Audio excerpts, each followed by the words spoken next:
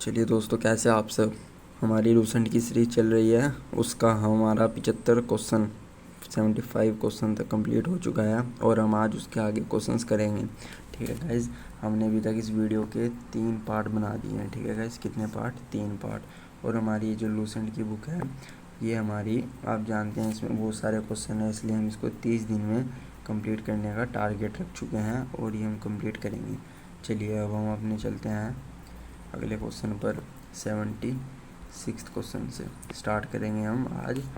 कोशिश तो गाइस करेंगे कि हम 100 से ज़्यादा क्वेश्चन कर सके। ठीक है, बाकी देखते हैं। चलिए, जैसे कि आप जानते हैं कि हमारा पहला टॉपिक हमारा था हड़प्पा सभ्यता से संबंधित। ठीक है, हड़प्पा सभ्यता से। लेकिन अब हमारा वो वाला टॉपिक के 75 क्वेश्चन थे। ठीक है, 75 वो हमारे ख़त्म हो चुके हैं और हमारा वो अगला टॉपिक आता है गाइज, वो है वैदिक संस्कृति। ठीक है, क्या टॉपिक है? पहले टॉपिक का नाम ही हम क्लियर कर दें, वैदिक। ठीक है, वैदिक संस्कृति। तो चलिए, वैदिक संस्कृति का हम क्वेश्चन नंबर फर्स्ट स्टार्ट करते हैं। ठीक है, तुम्हारा क्वेश्चन नंबर फर्स्ट में वो क्या पूछ रहा है? पूर्व वैदिक, थोड़ा बड़ा कर लेते हैं। पूर्व वैदिक या ऋग वैदिक संस्कृति का काल किसे माना जाता है? ठीक है, पूर्व वैदिक या ऋग वैदिक संस्कृति का काल किसको माना जाता है, बताइए। चलिए गाइस, आपने पहला क्वेश्चन पढ़ लिया है, अब मैं इसका आंसर बताता हूँ। इसका आंसर हो जाएगा आपका ऑप्शन नंबर ए। ठीक है, ऑप्शन नंबर ए। तो ये इतना बड़ा फॉन्ट साइज। ठीक है, चलिए तो आगे अब हम चलते हैं क्वेश्चन नंबर 2 पे। ठीक है, क्वेश्चन नंबर 2 में वो पूछ रहा है हमसे,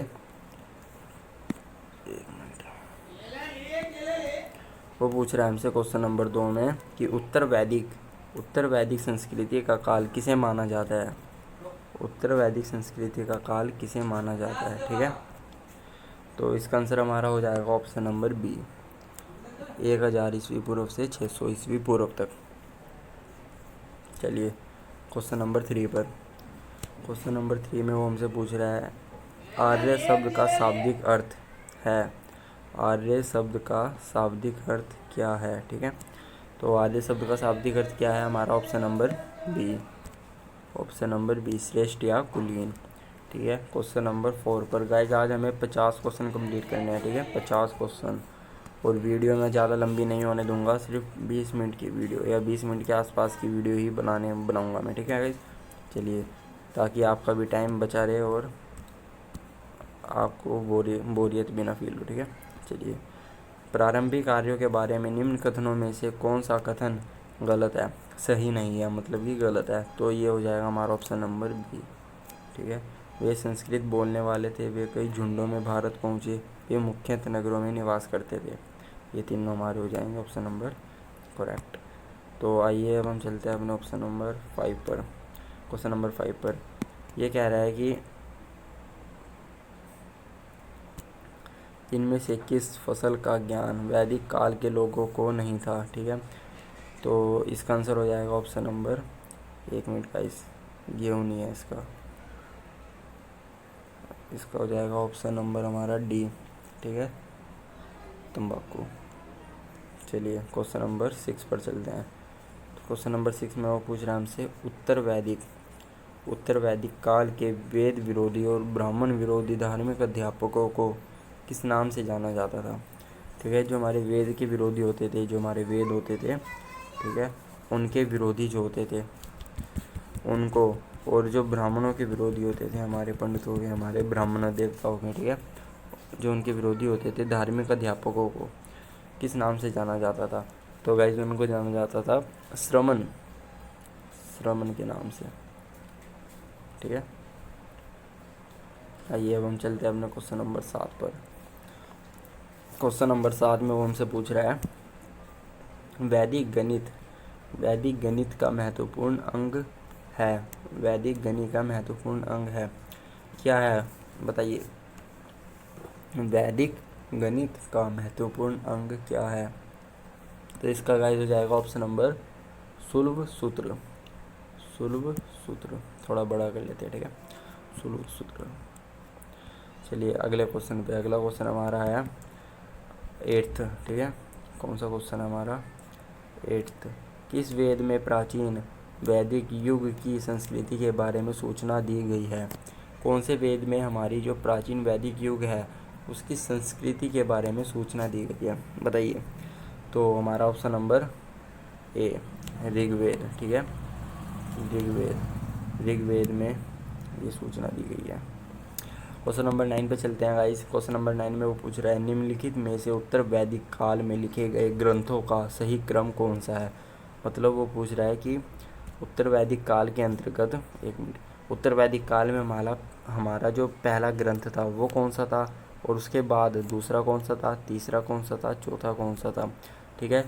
4 ग्रंथ को सही क्रम में लगाना है। इसने ऊट पटांग लगा रखे हैं कि पहला कौन सा है, दूसरा कौन सा है, तीसरा कौन सा है। तो चलिए हम इसका आंसर आपको बताते हैं। हमारा जो पहला सही ग्रंथ है, एक सेकेंड, पहला, दूसरा, तीसरा, चौथा, हमारा जो पहला ग्रंथ है गाइज वो है हमारा वेद, ठीक है, वेद। जो दूसरा है हमारा वो है हमारा ब्राह्मण, ठीक है। तीसरा है हमारा आर्यनक, चौथा है हमारा उपनिषद, ठीक है, उपनिषद। चलिए आपको पता ही चल गया होगा कि कौन सा क्वेश्चन करेक्ट है। चलिए क्वेश्चन नंबर 8 पर हम चलते हैं, क्वेश्चन नंबर 10 पर। तो क्वेश्चन नंबर 10 हमारा है वेदों की संख्या कितनी है? वेदों की संख्या कितनी है ये आप जानते ही होंगे, ये तो बहुत ईजी क्वेश्चन है, सारे जानते हैं। क्वेश्चन नंबर 4, ठीक है। अगले पे चलते हैं हम 11वें क्वेश्चन पे।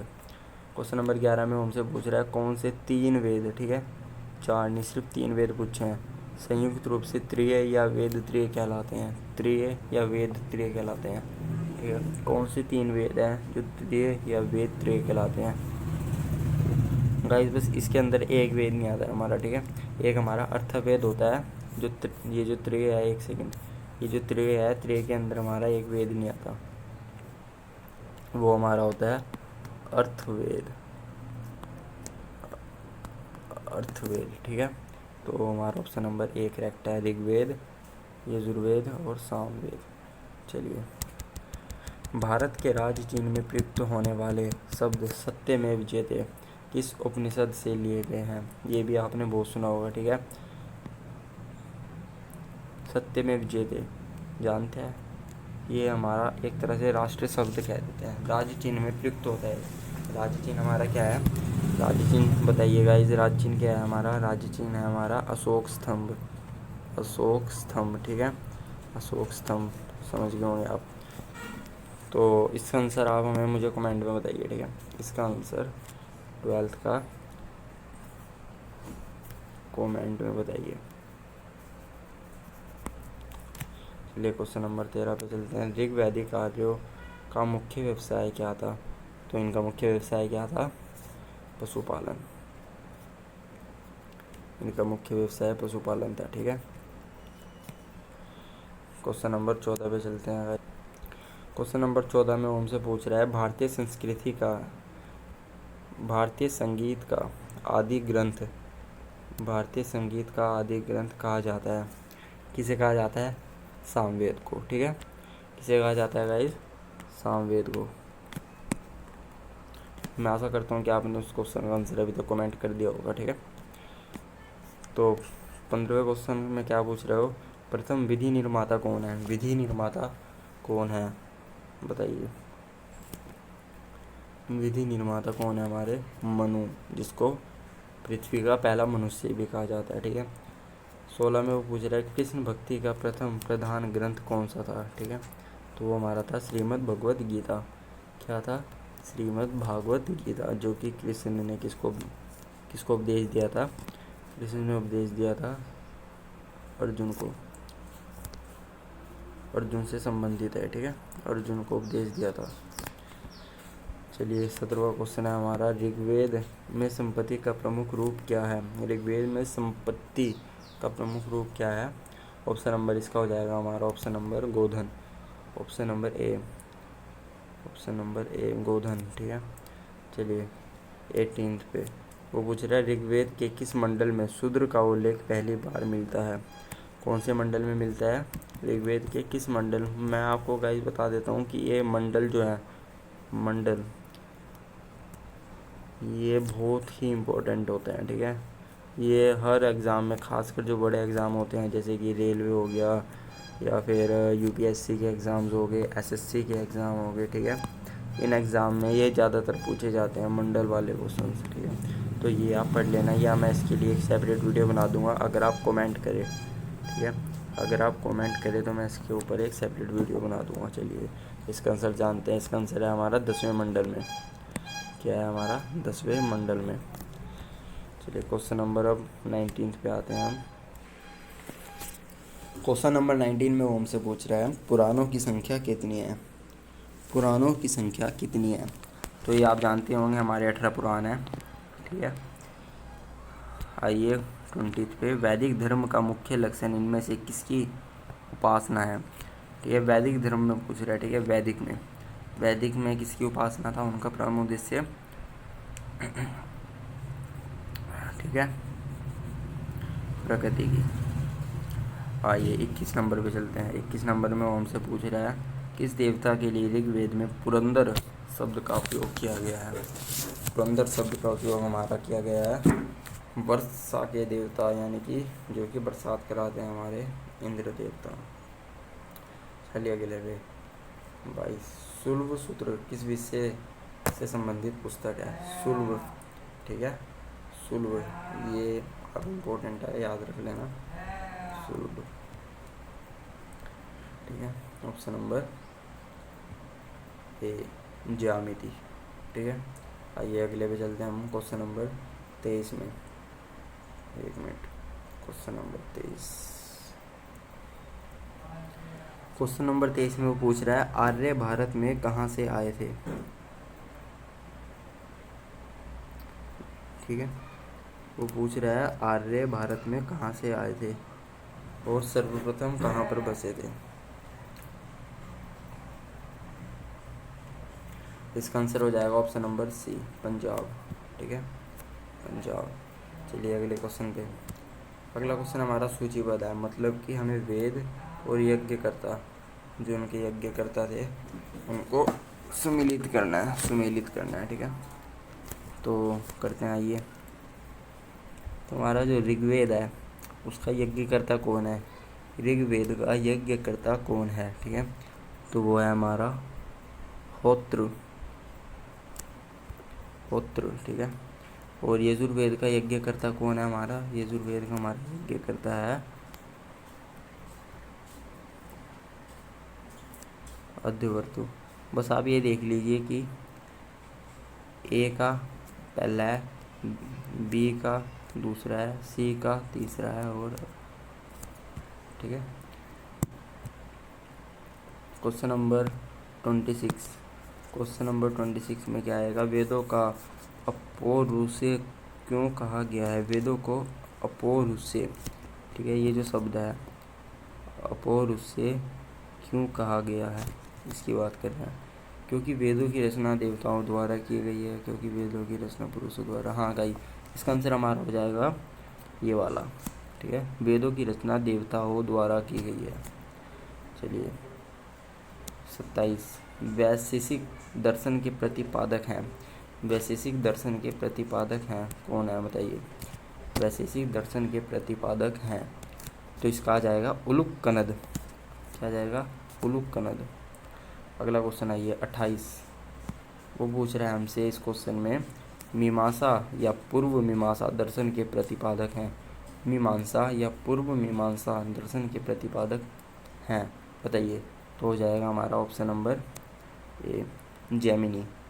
जेमिनी स्टूडियो वाला गाइस, जेमिनी नहीं, या फिर गूगल वाला जेमिनी नहीं, ये जेमिनी उस टाइम पे होता था। ठीक है, चलिए अब हमसे पूछ रहा है 29वें क्वेश्चन में वेदांत। एक मिनट, ठीक है गाइस, 29वें क्वेश्चन में पूछ रहा है वेदांत या उत्तर मीमांसा दर्शन के प्रतिपादक है। वेदांत या उत्तर मीमांसा दर्शन के प्रतिपादक है। ठीक है, उत्तर मीमांसा जो हमारा वाला था वो कोई और सा मीमांसा था। ठीक है, यहाँ पे उत्तर की पूछ रहा है, तो उत्तर के हमारे कौन है? बद्ररायन, बादरायन। ठीक है, बादरायन, बादरायन। ऋग्वेद का कौन सा मंडल पूर्णतः सोम को समर्पित है? ठीक है, ऋग्वेद का कौन सा मंडल पूर्णतः सोम को समर्पित है? ठीक है, 9वां मंडल। 31 प्रसिद्ध 10 राजाओं का युद्ध दसराज। ठीक है, 10 राजाओं का युद्ध दासराज। युद्ध किस नदी के तट पर लड़ा गया था? युद्ध का नाम क्या है? दासराज। किस नदी के तट पर लड़ा गया था? तो लड़ा गया था परुस्नी। ठीक है, परुस्नी नदी के तट पर। ये देखिए, ये बीपीएससी में आया हुआ क्वेश्चन है। ठीक है, परुस्नी नदी के तट पर। अगला क्वेश्चन हमारा पूछ रहा है, धर्म शास्त्रों में भूराजस्व की दर क्या है? धर्म शास्त्रों में भूराजस्व की दर क्या है? तो ये हमारी है 1/6। ठीक है, अगला क्वेश्चन है हमारा 33। वो पूछ रहा है 800 ईसा पूर्व से 600 ईसा पूर्व का काल किस युग से जुड़ा है? ठीक है, तो हमारा जुड़ा है ब्राह्मण युग से। किससे? ब्राह्मण युग से। चलिए, अब हम चलते हैं अपने अगले क्वेश्चन पे, 34वां क्वेश्चन। ठीक है, 34 क्वेश्चन पूछ रहा है, किस काल में अछूत की अवधारणा स्पष्ट रूप से उदित हुई? ठीक है, किस काल में अछूत की अवधारणा स्पष्ट रूप से उदित हुई? तो है हमारा धर्मशास्त्र के काल में। ठीक है, किसके काल में? धर्मशास्त्र के काल में। चलिए, अगले क्वेश्चन में वो हमसे पूछ रहा है 35वें क्वेश्चन में, एशियाई में माइनर स्थित बोगाज कोई। क्या पूछ रहा है? एशियाई माइनर स्थित बगाच कोई का महत्व इसलिए है। ठीक है, तो मैं इसका आंसर ही बता देता हूँ आपको। इसका आंसर आ जाएगा ऑप्शन नंबर ए। ठीक है, ऑप्शन नंबर ए। वहाँ जो अभिलेख प्राप्त हुए हैं उनमें 4 वैदिक देवताओं इंद्र, वरुण, मित्र, नात्सत्य का उल्लेख मिलता है। ठीक है, चलिए अगले क्वेश्चन पे 36। गायत्री मंत्र देवी सवित्री को संबोधित किस पुस्तक में मिलता है? ठीक है, ये ऋग्वेद में मिलता है। ठीक है, किसमें मिलता है? ऋग्वेद में। चलिए अगले क्वेश्चन पे, न्याय दर्शन को प्रचारित किया था। गाइस, मैं आपको पहले तो ये बता दूं कि इस क्वेश्चन को आप इम्पोर्टेंट टिक कर लीजिए। इम्पोर्टेंट, ठीक है, इम्पोर्टेंट टिक कर लीजिए इसको।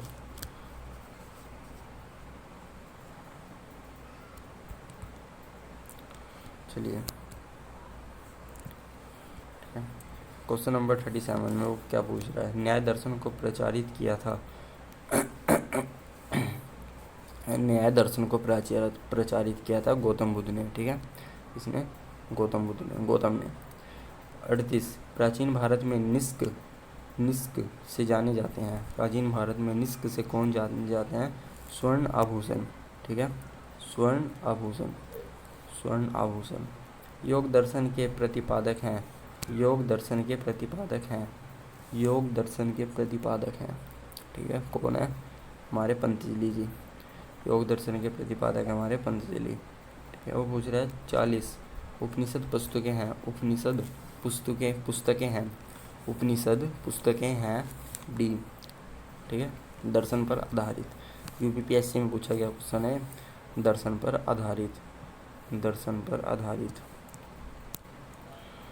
तो क्वेश्चन नंबर 42 पे चलिए। इसमें वो पूछ रहा है आरंभिक वैदिक साहित्य में सर्वाधिक वर्णित नदी है हमारी, कौन सी है हमारी? सर्वाधिक वर्णित नदी है हमारी सिंधु। ठीक है, सिंधु नदी। कौन सी? सिंधु नदी। चलिए, वो पूछ रहा है उपनिषद काल के राजा अशुपति शासक थे। हमें बताना है उस जगह का नाम। ठीक है, कौन सी जगह के शासक थे? वो थे हमारे केकई के। ठीक है, 44 क्वेश्चन में पूछ रहा है अध्यात्म ज्ञान के विषय में नचिकेता और यम का संवाद किस उपनिषद में प्राप्त होता है? किस उपनिषद में प्राप्त होता है? ठीक है, कठोपनिषद में। कठोपनिषद में